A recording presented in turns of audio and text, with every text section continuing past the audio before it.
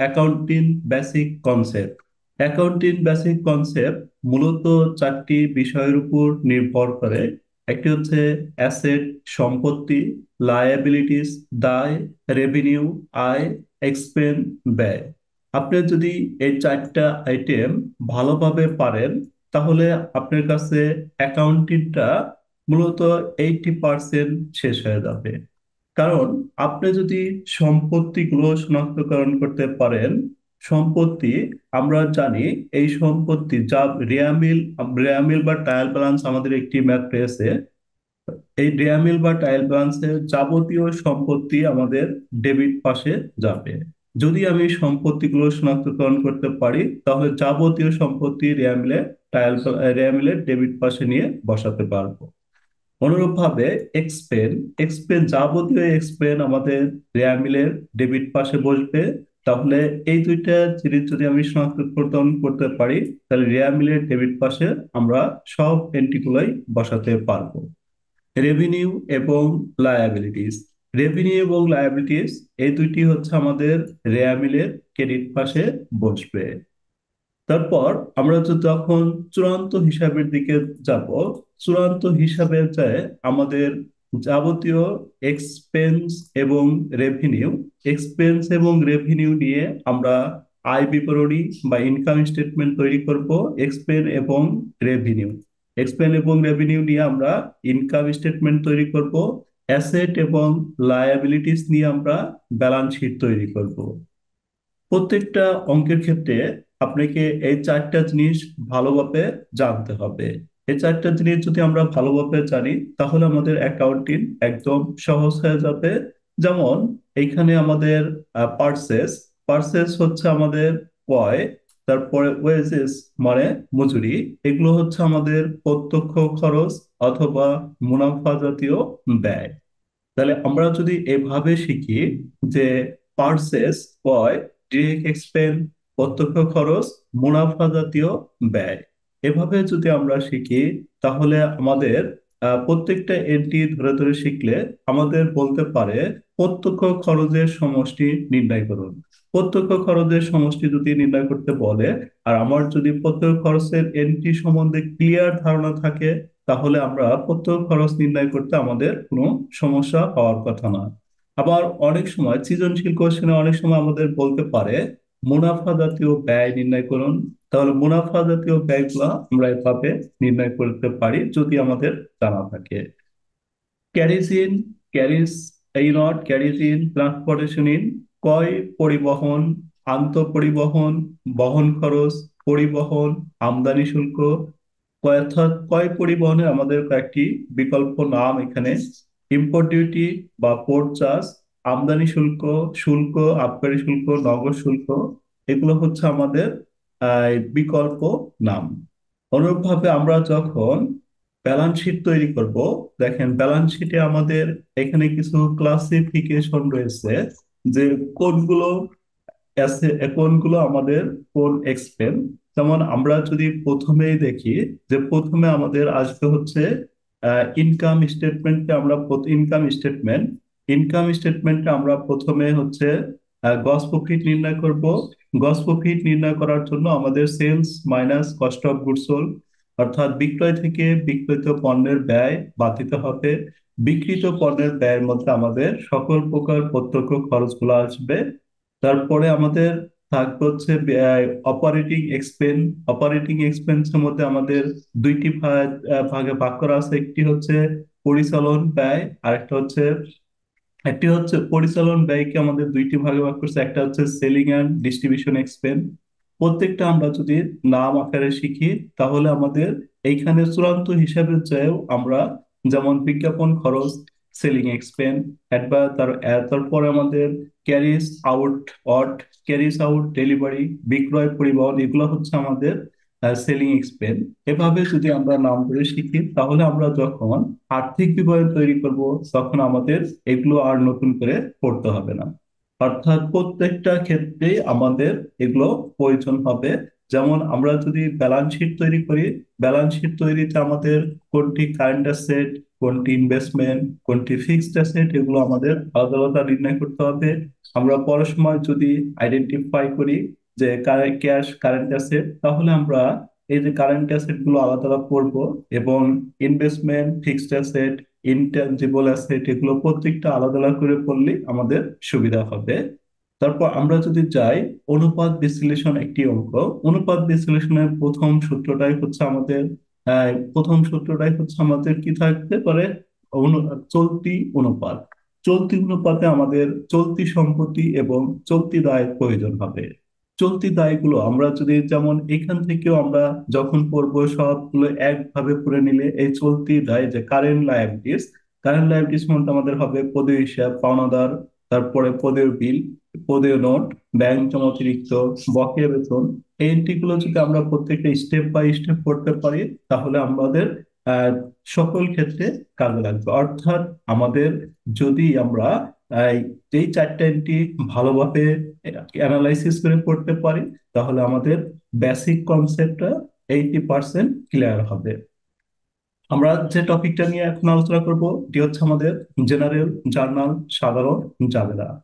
General journal বা সাধারণ জাবেদা আমাদের শিক্ষক নিবন্ধন, আহ, নিবন্ধন, ব্যবসায় শিক্ষা, স্কুল পর্যায়ে রয়েছে, বিবিএ, বিবিএস এবং এসএসসি কমার্সে রয়েছে। অথবা যে কেউ অ্যাকাউন্টিং ভালোভাবে শিখতে চাইলে তার মূল পন্থ হচ্ছে আমাদের বেসিক কনসেপ্টের পাশাপাশি জার্নাল। জার্নাল আমাদের, আমরা অধিকাংশ স্টুডেন্টরাই জার্নাল মুখস্থ করে থাকি, এজন্যই আমাদের কাছে অ্যাকাউন্টিংটা একটু টাফ মনে হয়। আমরা বেসিক সহকারে শিখলে অনেক সহজ মনে হবে, এবং যে কোনো এন্ট্রি দিলে আপনি সলভ করতে পারবেন। তাহলে আমরা মূল থিমটা শেখার চেষ্টা করব। তাহলে দেখা যাবে মূল থিমটা যদি আমরা মূল থিমটা যদি আমরা আয়ত্ত করতে পারি, তাহলে আমাদের যে কোনো অপরিচিত এন্ট্রি দিলেও আমরা করতে পারবো ইনশাল্লাহ। মৌলিক হিসাব সমীকরণ। মৌলিক হিসাব সমীকরণ সমান সমান A equal to L plus O E. এটা হচ্ছে অ্যাকাউন্টিং এর মৌলিক হিসাব সমীকরণ। এটা থেকে যদি আমাদের বলে বর্ধিত হিসাব সমীকরণ, বর্ধিত হিসাব সমীকরণ অনেক সময় ভাইবা বোর্ডে কোশ্চেন করে থাকে। হিসাব সমীকরণের বর্ধিত রূপটি বলুন এবং ব্যাখ্যা করুন। বর্ধিত রূপটি হচ্ছে আমাদের A equal to L plus C plus I oblique R oblique I minus E minus D. এখানে এ সমান অ্যাসেট বা সম্পত্তি, এল সমান লায়াবিলিটিস দায়, সি সমান ক্যাপিটাল মূলধন, আর সমান ইনকাম আয়, আই সমান ইনকাম। ইনকামের জন্য আমাদের এখানে দুইটি এন্ট্রি রয়েছে, একটা হচ্ছে আর, আর একটা হচ্ছে আই। ই সমান এক্সপেন্স ব্যয়, ডি সমান ড্রয়িং বা উইথডিউ উত্তোলন, ও সমান ওই সমান ওনার্স ইকুইটি মালিকানা সত্তা। সম্পত্তি, অ্যাসেট বা অ্যাসেট। সম্পত্তি বলতে প্রতিষ্ঠানের মালিকানাধীন উপাদান সমূহ যার অর্থনৈতিক সুবিধা আছে এবং উপযোগ সৃষ্টিতে সাহায্য করে, তাকে সম্পত্তি বলা হয়। বিপরীত সম্পত্তি, যেমন সম্পত্তির মধ্যে আমাদের থাকতে পারে আসবাবপত্র, দালান কোঠা, দালান কোঠা, যন্ত্রপাতি, এগুলো আমাদের সম্পত্তির মধ্যে থাকতে পারে। বিপরীত সম্পত্তি আমাদের অনেক সময় বলতে পারে দুইটি বিপরীত সম্পত্তির নাম বলুন। ভাইবা বোর্ডে অনেক সময় বলতে পারে দুইটি বিপরীত সম্পত্তির নাম বলুন।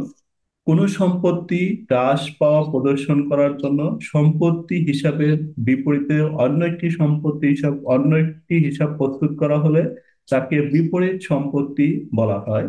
বিপরীত সম্পত্তির মধ্যে আমাদের হচ্ছে অ্যাকুমুলেটেড ডেপ্রিসিয়েশন, অর্থাৎ অবসর সঞ্চিতি অবলিক পুঞ্জীভূত অবস্থয়, অ্যালাউন্স ফর ব্যাড ডেট, কুড়ির সঞ্চিতি, দেনাদার বাট্টা সঞ্চিতি।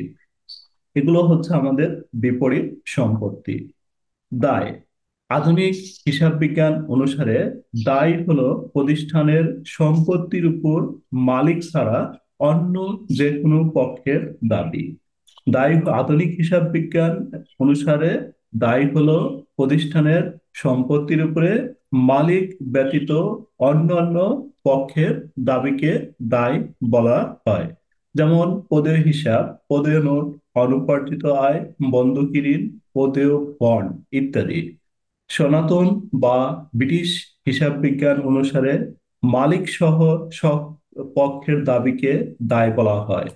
আধুনিক বা আমেরিকান হিসাব বিজ্ঞানে মালিককে মালিকের দাবিকে মালিকানা সত্তা এবং অন্য পক্ষের দাবিকে দায় বলা হয়। তাহলে এই লাইনটা আমরা একটু ভালোভাবে খেয়াল করব। আধুনিক হিসাব বিজ্ঞান অনুসারে মালিকের দাবিকে মালিকানা সত্তা এবং অন্যান্য দাবিকে আহ, দায় বলা হয়।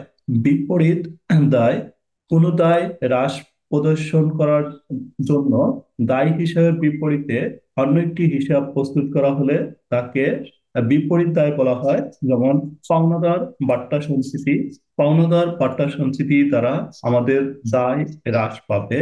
এজন্য পাওনাদার বাট্টা সঞ্চিতি আমাদের রেয়া মিলের ডেবিট পাশে বসবে। পদে বিলের বাট্টা সঞ্চিতি, বন্ডের ব্যবহার, এগুলো হচ্ছে দায় হ্রাস করবে, এজন্য আমাদের রেয়া মিলের ডেবিট পাশে বসবে। মালিকানা সত্তা, প্রতিষ্ঠানের সম্পত্তির উপর মালিকের দাবিকে ইকুইটি বা মালিকানা সত্তা বলা হয়। যেমন মূলধন। বিপরীত মালিকানা সত্তা, মালিকানা সত্তা হ্রাস প্রদর্শন করার জন্য মালিকানা সত্তা হিসাবের বিপরীতে অন্য একটি হিসাব প্রস্তুত করা হলে তাকে বিপরীত মালিকানা সত্তা বলা হয়। বিপরীত মালিকানা সত্তার এখানে কয়েকটা বিকল্প নাম দেওয়া আছে, নামগুলো আমরা ভালোভাবে খেয়াল করব। যেমন আমাদের শুধু উত্তোলন থাকতে পারে, এটা হচ্ছে নগদ উত্তোলন। এর আরেকটি বিকল্প, এর আরেকটা নাম থাকতে পারে আমাদের পণ্য উত্তোলন, জীবন বীমা প্রিমিয়াম, এটাও আমাদের উত্তোলন হিসাবে কাউন্ট হবে। চলতি হিসাব উত্তোলন হিসাবে কাউন্ট হবে এবং আয়কর উত্তোলন হিসাবে কাউন্ট হবে। রেভিনিউ বা আয়, পণ্য বিক্রয় বা সেবা প্রদানের মাধ্যমে, পণ্য বিক্রয় বা সেবা প্রদানের মাধ্যমে প্রতিষ্ঠান যা উপার্জন ও উপার্জিত বা অর্জন করে তাকে রাজস্ব বলা হয়। যেমন বিক্রয়, সেবা আয়, সুদ আয়, ভাড়া আয়, কমিশন আয় ইত্যাদি। বিপরীত আয়, কোনো আয় হ্রাস পাওয়া প্রদর্শন করার জন্য আয় হিসাবের বিপরীতে অন্য একটি হিসাব প্রস্তুত করা হলে তাকে বিপরীত আয় বলা হয়। যেমন বিক্রয় ফেরত, বিক্রয় বাট্টা, এগুলো দ্বারা আয় হ্রাস পাবে, এগুলো আমাদের রেয়া মিলের ডেবিট পাশে বসবে। তারপরে হচ্ছে আমাদের ব্যয়। আয় অর্জন করার সময় যে উপাদান থেকে সেবা যে উপাদান থেকে সেবা গ্রহণের প্রয়োজন হয় তার আর্থিক মূল্যকে ব্যয় বলা হয়। যেমন আমাদের থাকতে পারে হচ্ছে বিক্রিত পণ্যের ব্যয়, মজুরি, বেতন, ভাড়া, ইউটিলিটি অবলিক উপযোগ ব্যয়, সম্ভার ব্যয় অবলিক মনিহারি, অবচয়, কুড়িন, সুদ প্রদান ইত্যাদি। বিপরীত ব্যয়, এই যে সকল ব্যয়, এই ব্যয়গুলো আমাদের রেয়া মিলের ডেবিট পাশে বসবে। আর বিপরীত ব্যয় মানে কন্ট্রা এক্সপেন্স, কোনো ব্যয় হ্রাস বা প্রদর্শন করার জন্য ব্যয় হিসাব বিপরীত অন্য হিসাব প্রস্তুত করা হলে তাকে বিপরীত ব্যয় হিসাব বলা হয়। বিপরীত ব্যয় হিসাব আমাদের রেয়া মিলের ক্রেডিট পাশে বসবে। তাহলে আমরা ভালোভাবে যদি সকল সম্পত্তি চিনতে পারি, ব্যয় চিনতে পারি, দায় চিনতে পারি, তাহলে আমাদের রেয়া মিল অঙ্কটা অনেক সহজ হয়ে যাবে, রেয়া মিল বা ট্রায়াল ব্যালেন্স।